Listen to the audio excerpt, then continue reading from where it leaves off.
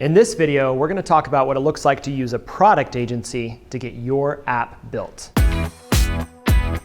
What's up guys, my name is George Brooks and I'm one of the founders here at Crema. We've been upping the ante as we're going up the 5 different ways to get your app built. We started with a very inexpensive, if not completely free way to get your app built, all the way up to what is now the most expensive, likely, way to get your app built. That's working with a product agency. Now, I want to unpack a lot here because I'll be honest, that's who we are. We do that. Now, there are agencies of all types. Marketing, communications, PR, development, design, but a product agency is a little bit unique in the sense that it's thinking about all those things, but tends to pull together around specifically how to build a product. That's what Crema offers. Here's some tips when you're working with any product agency or an agency that offers app development. Ask your agency whether or not they're 100% US based, or if they're augmenting some of their resources offshore or nearshore. And that can be done if they're really good at project managing it. Honestly, we're not the best at hiring and working with global resources, so we keep all of our resources in-house.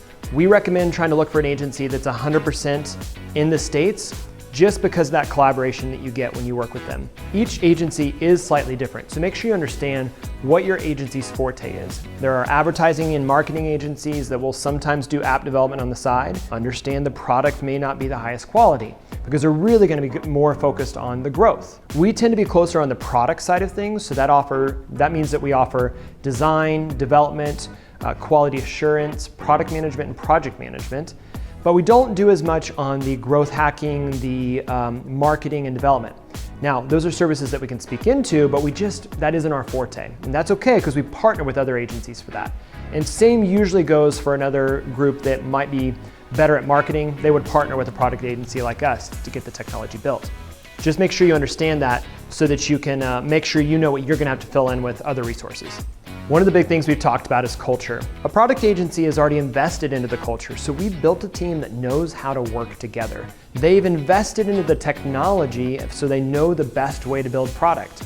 When you're hiring your own team, you have to make that investment. Instead, we've done it for you so that you can really be focused on getting your app built, getting it out, finding traction so that when you're ready to hire your own team, you're already off to the races. I've said this with all of the contract roles, always ask for referrals. It's just a good policy and we do the same thing. That's why we love sharing our testimonials of our clients we've worked with previously. If an agency does not have any referrals for you, likely they aren't great to work with. So again, ask for references and make sure that you have a contract in place that's very clear about the outcomes, either deliverables or time that you're gonna get from that agency.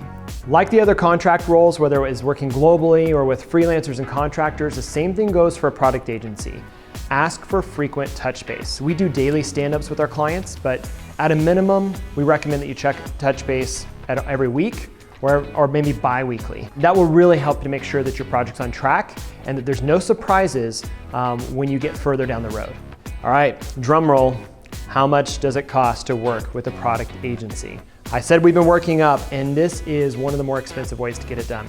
But we've invested in that culture, we've invested in our team, we've invested in our technology, and we're really good at what we do. So you pay for the premium rate. So when you're working with a team like ours, likely you're working in something of a framework for an hourly rate of $150 to $200 an hour. So a little higher than maybe your freelancer or contractor.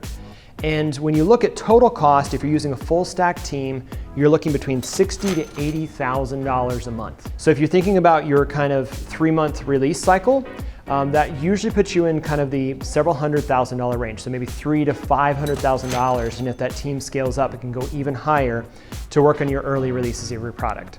Now, we obviously suggest to go this route. This is what we do, but there are these other ways to go. All that being said, I think Crema is a great way to get it done. I think product agencies are a great way to get it done. So if we can help, let us know. Thank you so much for watching. I hope you've enjoyed this. 5 different ways to get your app built and how much does it cost. Quick recap, you can teach yourself to code. It's nearly free.